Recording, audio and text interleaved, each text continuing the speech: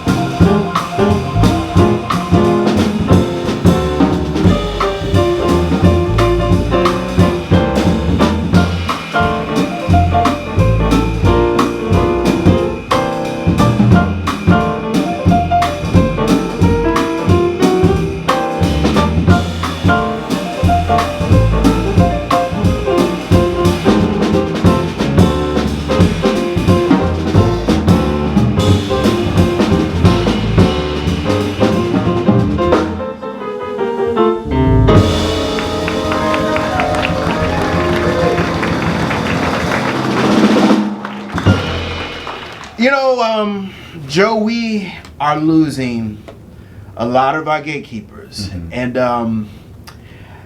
Les McCann and you go back a minute, and he was a great mentor to you. And I want to ask you about, one, his legacy right now. And I'm going to ask another crazy question, too. And this is just my opinion as a journalist.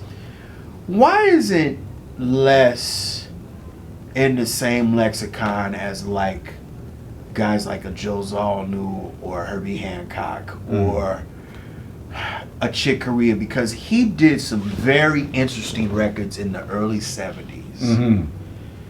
Have you do you feel that history has kind of kept him down here as opposed to some of his contemporaries? That's a good question. Yeah, I do. And I feel that way about a lot of the pianists who have happy sounds.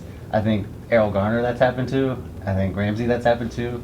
A lot of, even Ahmad in a way. But I do think that, Les was huge back in the day, and he did some incredible music. I think, to me, I feel like, Les, when he was coming up and he started going funky or electric or whatever, he was getting a lot of crap, or, I don't know if it's good to say. I mean, it's funny you say that too, because he was only doing what Herbie was doing. Chick was doing. Totally. And it was actually more accessible to more people what he was doing too, I feel like, what Les was doing. Not that he was, purposely making it more, but it's just what he played. It had more of a blues thing. It had more, what I was going to say is I feel like, Les was basically on a lot of jazz festivals being knocked by everyone saying he's a crossover guy. To me, I really feel like Les should have been on the road with the Grateful Dead. Like, that audience, to me, he was like the first jam band. Like, I feel like he was ahead of his time, and people kind of, to me, like people who like Medeski, Martin, and Wood and things like that,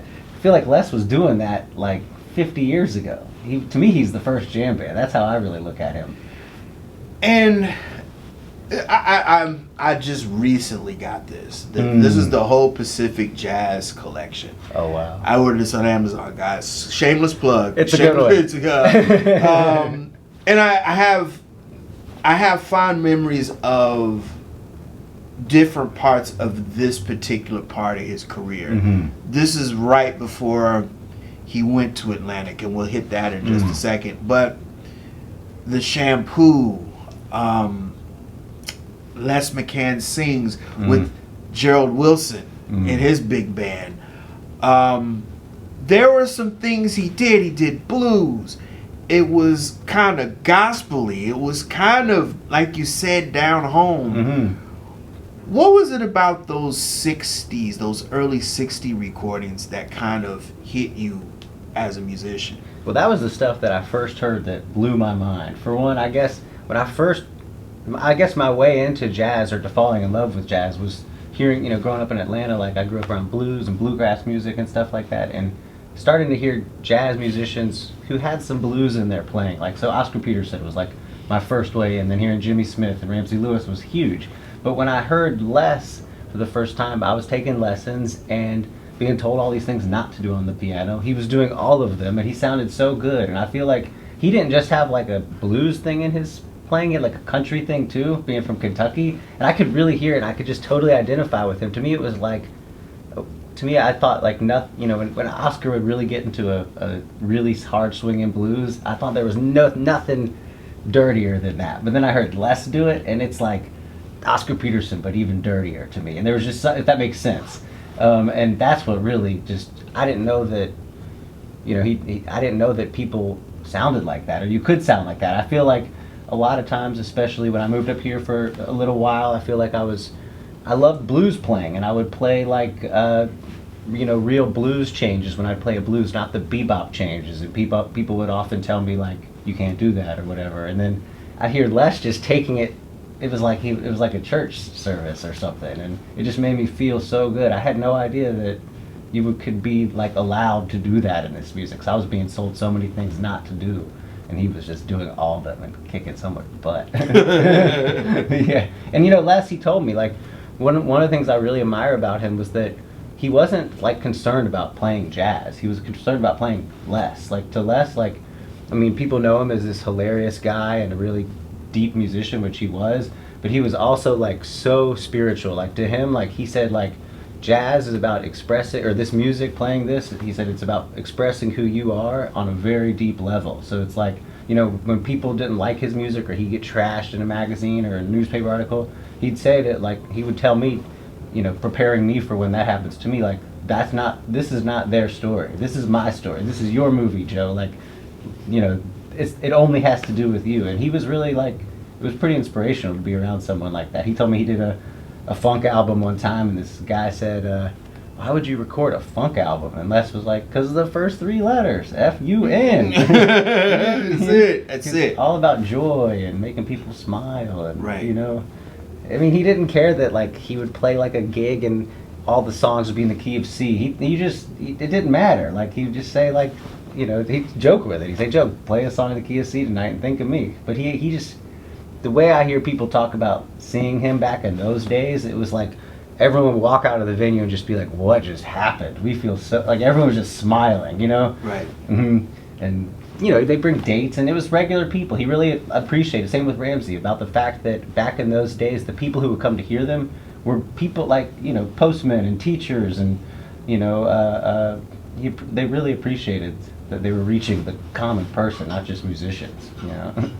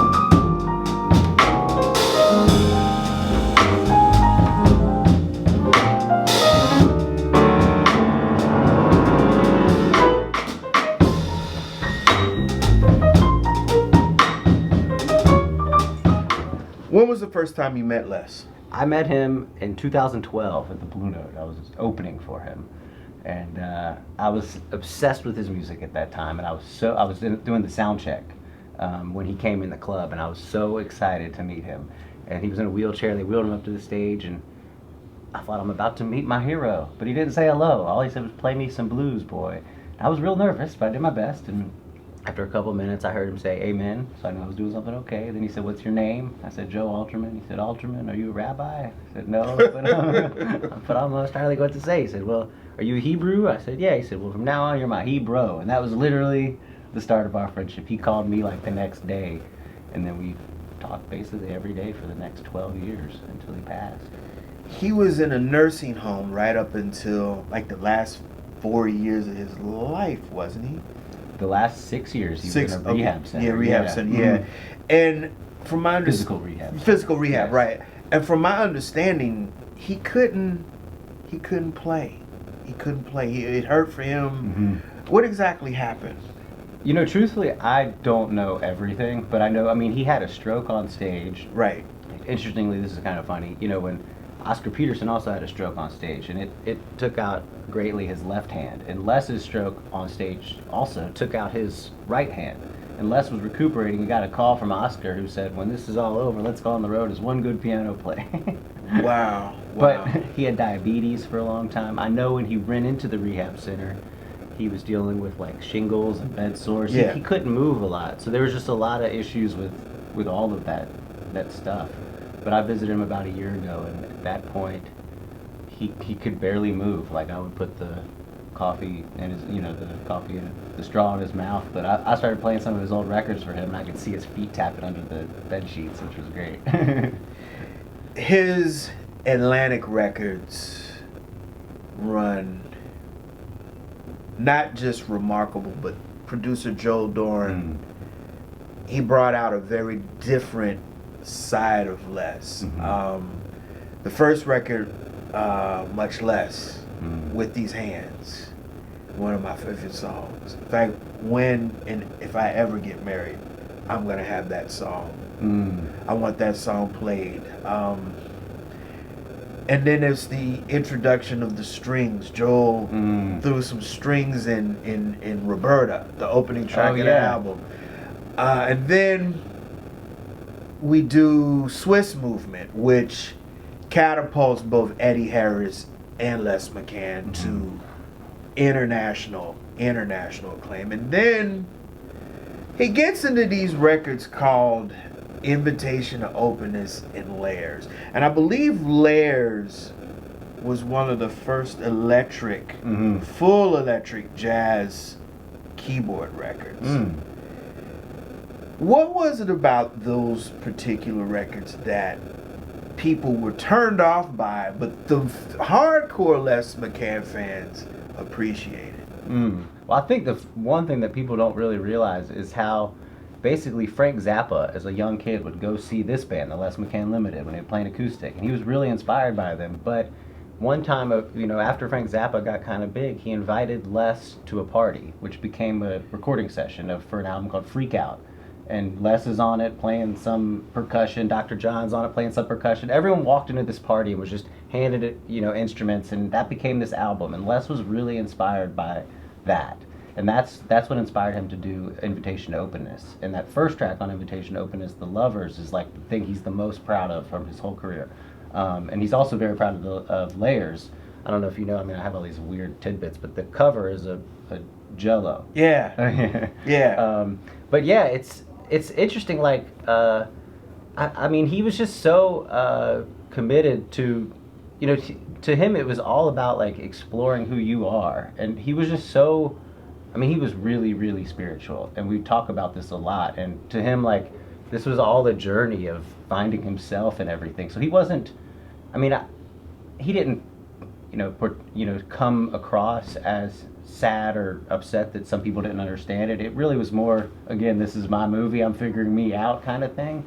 But yeah, I never really understood why people didn't like, I know people who don't like Invitation to Openness but like Bitches Brew, and I think they're very similar. Yeah. I don't understand that, honestly. Yeah, and I always thought Layers was just so funky because I was just listening to the contemporaries and the albums that were recorded at the time that Chick was recording and Herbie was doing and Joe Zawinul. And I'm like, this is really in contrast the same type of music. I just, Les to me, I just believe that people were kind of anti-Les because of what these other guys were doing. Weather Report was creating a very different lane. Return to Forever was recording, doing a different lane. And Les, his lane was way over here. And I just think that at parts of his career, a lot of people were just not too kind to... Yeah, and a lot of people wanted him to... He did so many different things. Different, like, you know, I know people who, for example, they love Les McCann Sings. They said he should have just kept...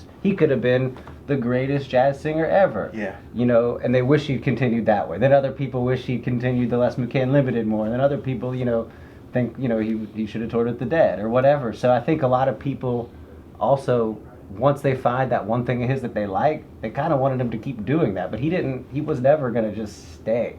Right. You know? Why did he break up Les McCann Limited? What was happening at that point? Well, I know, so actually the band, I mean, there was a few different groups that, musicians that were a part of this Les McCann Limited thing. It was Leroy Vinegar on bass. Yeah, Ron Jefferson, but Herbie Lewis was in it for a little bit. Yeah. So, I mean, it wasn't really, you know, they were on Swiss Movement. So it wasn't until they went kind of electric and like Jimmy Rouser joined the group. Yeah. And, what was I about to say? I just totally lost my train of thought. I had a good thought. That's all right, man. Yeah. I'm coming, it'll come back.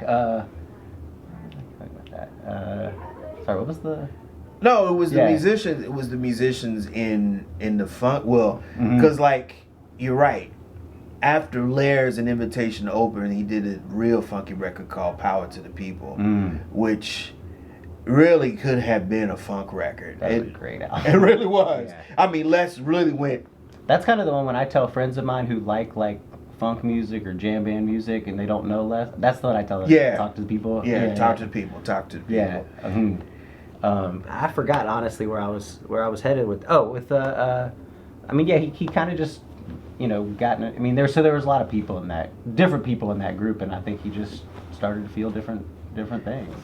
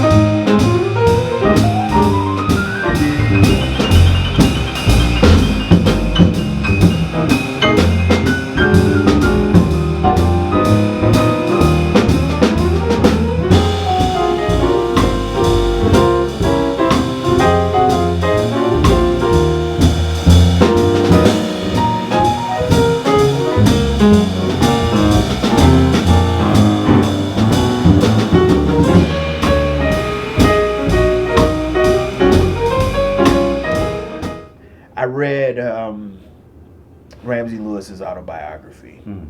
And I know that when he was writing the autobiography, you had a lot of interaction with him. And he's another guy like Les, the postman, the teacher, the Mm-hmm. doctor, the garbage man. Mm-hmm. They loved Ramsey's music. His music was just down home. My grandparents loved Ramsey Lewis. Mm.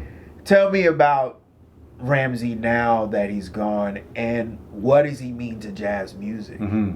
Well, to me, first, I think it's just important to talk a little bit about the comparison that they always get, the two of them, Les and Ramsey, or just a little, they're always kind of grouped together. And it was really fascinating. First, Ramsey hated the word funk.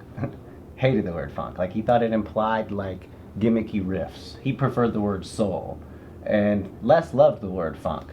But I think, truthfully, Ramsey was really, like, a romantic at heart. Like, Les loved to get funky and get dirty, and so did Ramsey. But Ramsey, like, when we would get on the piano together, it would just be ballads. Like, we really bonded over the fact that we were, like, romantic kind of, we liked these romantic melodies and things like that. So that was really where, to me, where his heart was. And I mean, he was so, and I mean, it wasn't not any other stuff, but he was so touched by, like, maybe we would listen to, like, Frank Sinatra and things like that, things that Les didn't really listen to as much. But, it's really fascinating because I do feel like, the stuff that Ramsey got famous for, things like The In Crowd, Wade in the Water, I feel like he got more popular than Les playing stuff that, this, I hope this isn't controversial to say, but that other people feel like, wait, let me take that, let me figure No, out. but I'm going to help you out on this. Yeah. Those two songs you named, Mm-hmm. Wade in the Water and In Crowd, those were accidental. Right. Those songs, Mm-hmm. I think it was a disc jockey in somewhere, I don't know the city. Mm-hmm. He played it, and Chess Records got a call and said, this is a hit record. Yeah. And Ramsey was somewhere on tour, I think knee deep in a tour, and he didn't realize that he had like a hit in the top 10 until like it really, really hit. And Wade in the Water was another one of those songs too that another accidental hit. It wasn't intended for Ramsey to have a hit. It just, there was a song that just struck a nerve with the people. And then people wanted him to do more of that. And he, I really feel, loved doing the other stuff more. Where Les really loved doing the in-crowd kind of stuff. And it's really fascinating now looking back on this because I feel like in life, while they were both alive, Ramsey was kind of eclipsed Les in terms of fame and notoriety and stuff. And I was really nervous that when Les passed that his obituary would be like this guy who sang compared to what. Yeah. But what happened, fascinatingly, was I feel like the obituaries for Les kind of eclipsed the ones for Ramsey. The Ramseys were more like, here's this guy who did, the In Crowd. Yeah. And then Les's were like this innovator who changed modern. It kind of messed with me to just see all that. And that's why I asked you that question about the hip hop, because anytime I hear some of my favorite rappers rapping over Les McCann, you done went to the promised land. Your music is superseded not just the jazz heads, but you got the hip hop heads now. And Ramsey hadn't had a hit until Maurice White, God rest his soul, of Earth, Wind and Fire, called and said, I got a song I want you to play. And that song was Sun Goddess.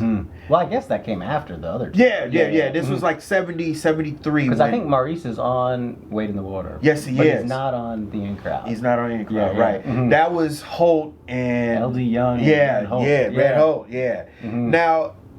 But... Or sorry. Go ahead. No, go ahead. Go ahead. One thing, to me, they were both so... Like, Ramsey was just such a gentle, amazing person. Like, I remember the first time I met him and I asked him, like, do you ever get nervous before gigs? And he's like, Joe, it's not nerves, it's professional anticipation. Which I loved. And he would always just call me and, just wish me well at every concert. He gave me the best advice. He gave me all these great tips, and he'd give me girl advice. He gave me. I mean, when I was living in New York, I said, I remember being really nervous about wanting to move home to Atlanta. A lot of my peers were telling me this is going to destroy your life, your career, you know, everything's in New York. And I called Ramsey and he said, man, like you have things in Atlanta that you love and like make you happy. And a lot of people spend their whole life trying to find that stuff. He's like, go where you're happy and it will reflect in your music. And then the next day after I decided to go home, I played a gig and Paul McCartney showed up. And I thought, well, this is a sign I'm not supposed to move home. So I called Ramsey, and Ramsey was, first of all, tell me all about Paul McCartney. But then after that, he goes, well, here's the deal. He goes, you need to imagine that Paul McCartney comes to every one of your next gigs, because it's only going to be cool like the next 6 or 7 times, then it's just a person at your gig. He goes, this is not a sign to not move home. And he talks about that in his autobiography. He candidly talks about, you know, it's home. Yeah. That was his base, Chess Records. Yeah. And we talked about too, or sorry, I don't know. Go ahead. You know, one we talked about, it's interesting, like Les and I would talk about why do we get along so well, and Ramsey and I would talk about that, and Ramsey thought there was something between the Atlanta and the Chicago connection. And I said, what do you mean? And I remember he said, and it's no knock on New York or anything, but he said he feels like if he had grown up in New York, that he would have only really been encouraged to be influenced by bebop music. But he felt like being from Chicago, he was encouraged to be influenced by all this kind of music that he loved. And I feel the same way about being from Atlanta. So when we would talk a lot about like country stuff and, you know, that thing was just so special. When I did my interview with Mr. Lewis, we did a couple of them together, but he talked about how Chess Records, and he talked about Ahmad Jamal. I had brought up that he and Ahmad Jamal, they were contemporaries of each other, but they were bipolar opposites. Ahmad was, up until his death, he was a master at what he did. He brought a very different voice. And the thing that was interesting in his book, in my interview with Ramsey, he talks about how he was never intimidated by Mr. Lewis. I mean, he wasn't intimidated by Ahmad Jamal, but he said all he could do was just do him. Yeah. He told me one time, he said, I can only do what I do the best that I can do it, so I do it. I love that. Yeah. He and he carried that to his grave. And every time I saw Ramsey Lewis, always a professional and always had a smile. Man, he was. I remember like one time he came to New York. He was playing at the Brooklyn Academy of Music, and or some. I think that's where it was. And we had plans to hang out after the show, but then like bad weather came in. So he texted me like 3 minutes before the show, and he goes, I have to catch a flight immediately, but come backstage now. He pushed the show like 15 minutes just so he could hang. I mean, I remember one time, my dad introduced me to Ramsey's music first, and then I got to introduce my dad to Ramsey, and Ramsey was going on and on about nice stuff to my dad about me, which was just so sweet. And I mean, and so my dad left the dressing room, and I was like, Ramsey, thank you so much that was so special. And he said, man, I had a very similar experience with my dad and Count Basie, and I was just like, there's a lot of like really touching stuff with him. And a very devoted family man as well. Yeah. He is an amazing wife, and I've met a lot of his kids. They're great. But yeah, we would come. My favorite thing is he'd come to Atlanta, and I would often take him to dinner, and then drive him back to his hotel, and I would always have a playlist of songs of his that I thought he hadn't heard in years, like stuff from this album Bach to the Blues. And I'd always put it on. And he hadn't heard this stuff in 50 years, and he would, just watching him smile, listen to the music. He'd always smile, but then he could always tell that it was from Chess, because there was like a couple notes that were always out of tune on Chess pianos, and he could tell. He said this was a Chess, but it was just so fun listening to his music with him. That'll do it again for another edition of the Pace Report, reporting live here at the famous Birdland Jazz Club here in the heart of the theater district here in New York City. I'd like to personally thank the incomparable Joe Alterman for his time. Also, we'd like to pay our respects to the great Ramsey Lewis as well as Les McCann. Thank you for what you've left us, and thank you for what our next generation is going to do to preserve not only your music but your legacy. As always, people, I can't stress this enough. Please like, share, and subscribe to my videos, and leave comments here on YouTube and Vimeo, as well as follow me on social media by way of Instagram, Twitter, and Facebook. I also like to personally thank the staff and management here at Birdland Jazz for their warm hospitality. Until next time, remember, if it's in the groove, it'll make you move. Till next time, peace.